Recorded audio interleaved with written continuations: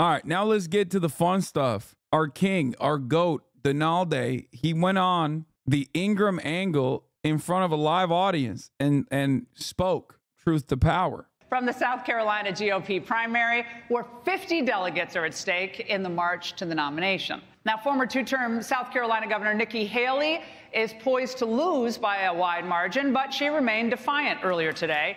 We're going to hit all of this and more with the man of the hour. Joining me now, Donald J. Trump.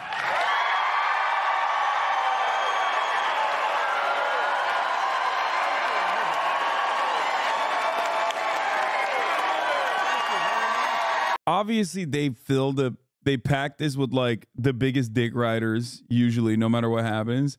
But Ron DeSantis is never getting this reception, even from his most loyal, most passionate fans. Okay, that's it. Yeah, he is the white man's Obama, 100%. There's a new Suffolk poll out just now, a few days before the big primary, and among those very likely to vote, you're up over Nikki Haley by close to a 2-to-1 margin, wow. 63 to 35. Wow. I'm just now finding out about this. Today, she refused to step aside and said this. Many of the same politicians who now publicly embrace Trump privately dread him. They know what a disaster he's been and will continue to be for our party. Some people used to say I was running because I really wanted to be vice president. I think I've pretty well settled that question. Has she settled that question? Well, I settled it about 3 months ago.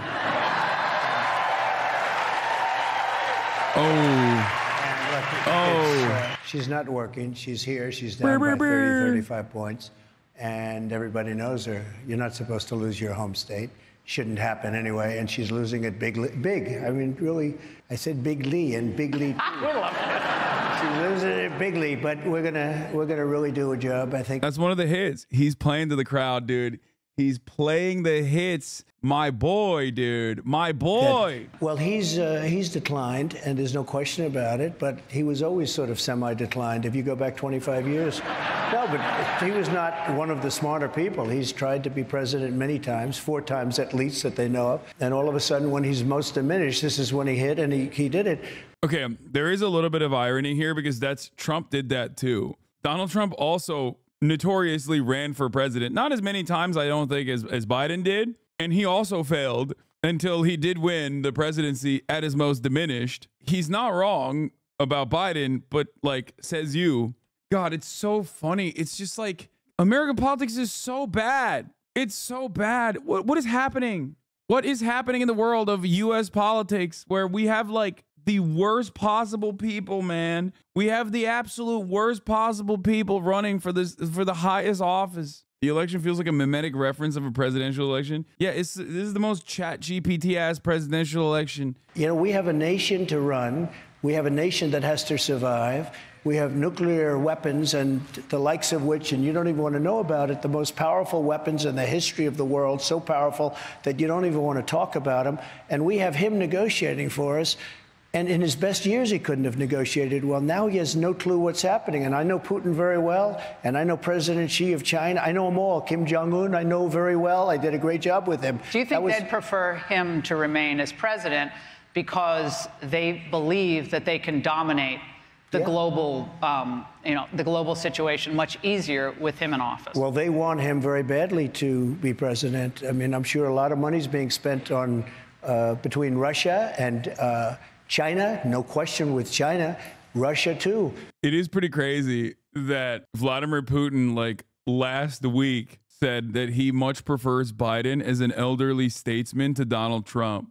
That he said that he could reasonably negotiate. I mean, it's a funny ass troll technically, but you think that's mind games or not? No, I don't think he's. Yeah, no, I don't think he's being serious. Listen, I don't trust anything that Vladimir Putin says. Okay, that's not me saying this specifically because I'm quote unquote worried about my about how much the pro-Ukrainian audience hates me or something. They already do hate me. Anytime he's saying a statement that is going to be perceived by the West, it's the exact opposite of what you think when you're looking at like a country like Israel. the Israeli organs of propaganda don't even tailor their messaging to the Western audience when they're directly communicating with the Western audience anymore, because they know that they have a comfortable barrier of protection no matter what happens. So they just fucking blurt it out. They're like, yeah, fuck you, fuck off. No two-state solution, bitch. What are you going to do about it? Keep sending us child murder bombs, please. When Russia or Vladimir Putin says something that's like Western facing, it's the exact opposite. It can be a left hook. It could be a secret gut punch. It could be anything. It could be completely honest, or it could be absolutely a way to troll. Back to Biden and his current state, whatever you want to call it. Will you challenge him to regular debates, regardless of the concern about the moderators? I know that's always annoying, but I'll be happy to moderate one, by the way. Would you challenge him? Come on, Joe, you can do it. Will you challenge him to a debate regularly on focused specific topics? In other words, so it's not a wide-ranging, just one debate on foreign policy. Well, I'll do it right now on your show. I'll challenge him right now, and we can do you can do anybody you want. I'll take anybody from CNN, which is doing very poorly in the ratings, by the way, as you probably know. I'll take anybody, because I think you have an obligation in this case. You really have an obligation to debate. When it came to the Republicans, I was up by 40, 50, 60. By the way, what a wonderful way to segue back into how silly debates are in general. This is a perfect example. Do you think that you will arrive at the truth in a debate between Donald Trump and Joe Robin Biden? No, of course not. But will it be content? Of course. I don't think he's going to debate, though. I really don't think so. I mean, we had a debate where at the end of the debate, he admitted I was right about almost everything, but in particular on energy. Do you remember? I said, I feel like Perry Mason, the way you just collapsed.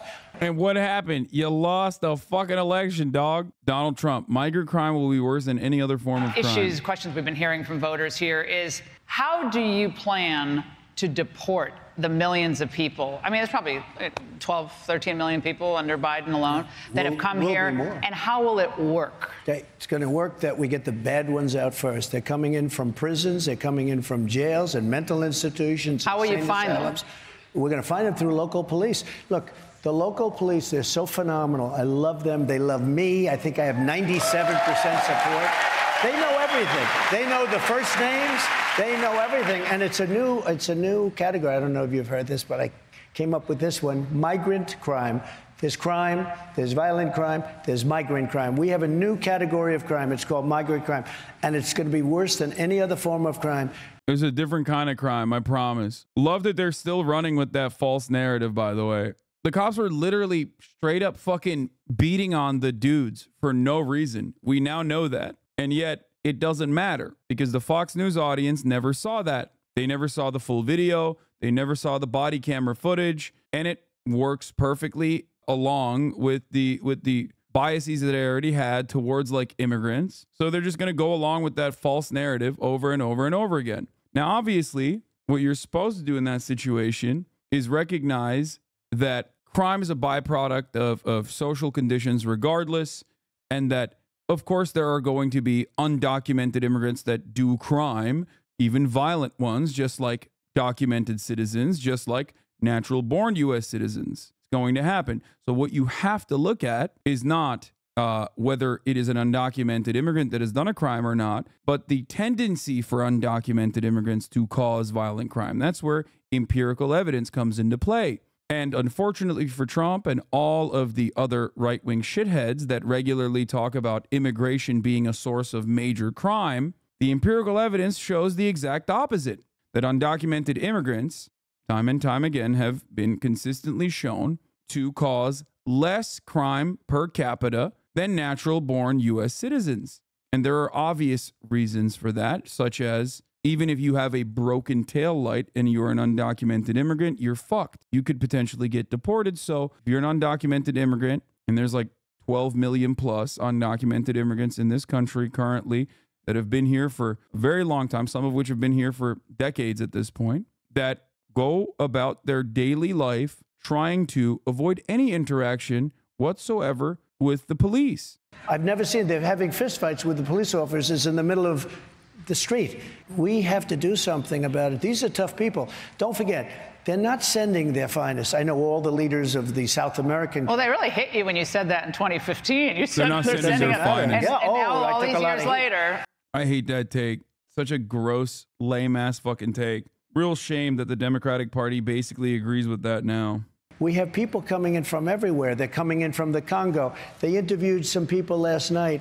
Where are you from? Congo. Where did you live? Prison. They're emptying out their prisons into What's the first thing you will do if you become president again on the border? I know that's going to be your first There's act. two things I'm going to do. Number one is drill, baby, drill. And the other thing, equal,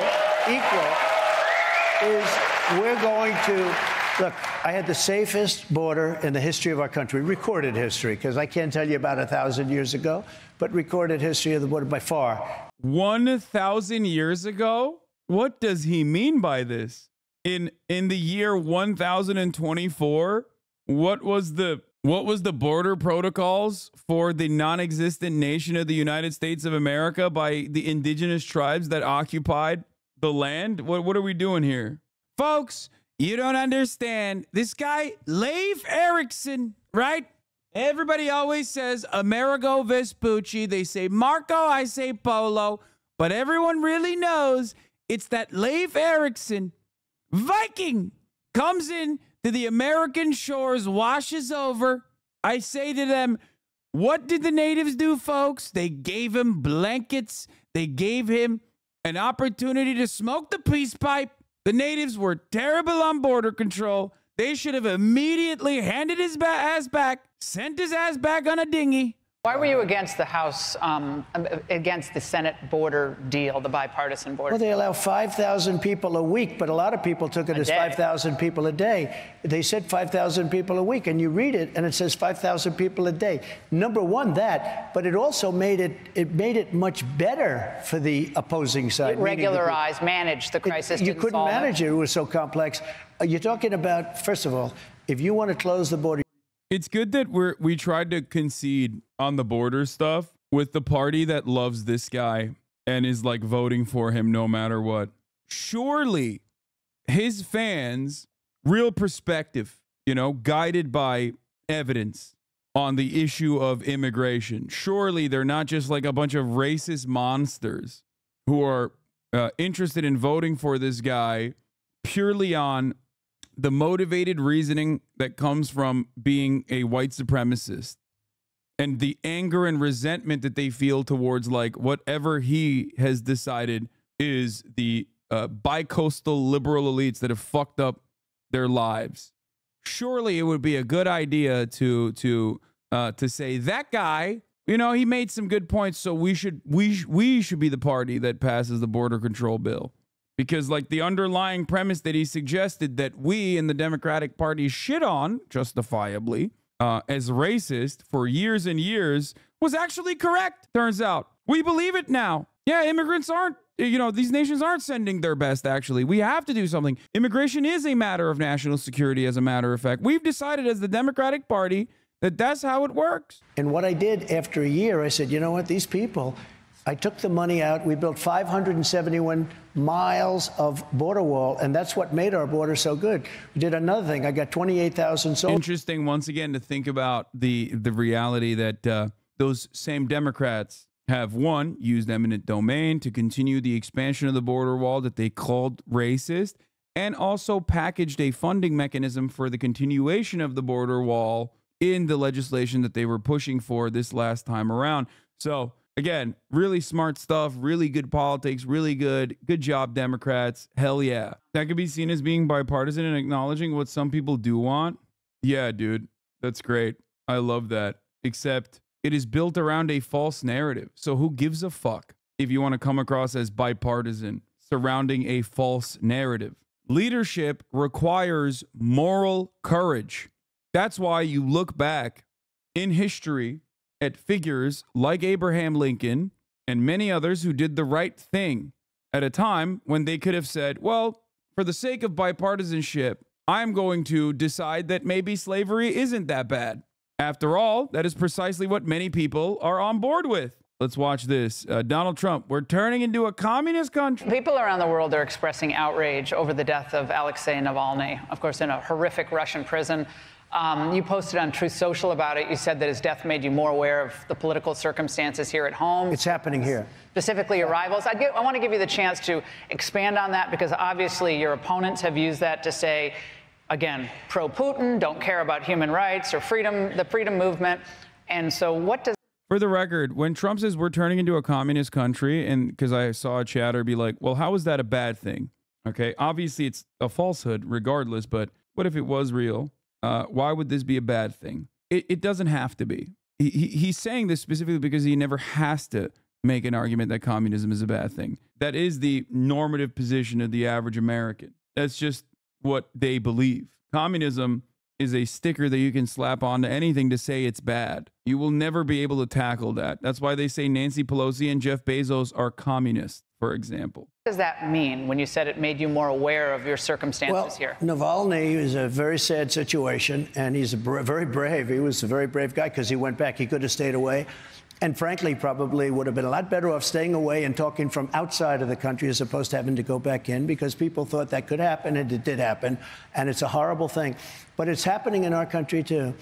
We are turning into a communist country in many ways. And if you look at it, just like Russia. Doesn't he like Putin? He likes Putin being a strong man. This is the age-old debate. Putin likes Trump because Trump is manageable. Putin likes Trump because Trump is easy to dupe and easy to manage. Just sing his praises a little bit, and he'll come and also obviously say you're going to build a Trump Tower or some shit, and you'll be able to get a lot of access from the head of state, a lot more than you would in comparison to other heads of state. Trump likes Putin because Putin is a strong man. He likes Putin in the same way that he likes Xi Jinping. If you listen to how Trump talks about Xi Jinping or Kim Jong-un, he will always praise their authoritarian tendencies. He likes how much power they have. He likes how much control they have. But as far as like Trump being pro-Russia, for example, he said some interesting stuff about Russia, I'll admit. But overall, I don't think he is like pro-Putin or will outwardly be pro-Putin ever. There's no logic in killing the opposition leader himself a month before the elections. Yeah, but still happened. There's no logic in invading Ukraine. Also, the election isn't real anyway, but the West killed him. Yeah, shut up, guys. You're fucking nuts. Yeah, the Russian election. Come on.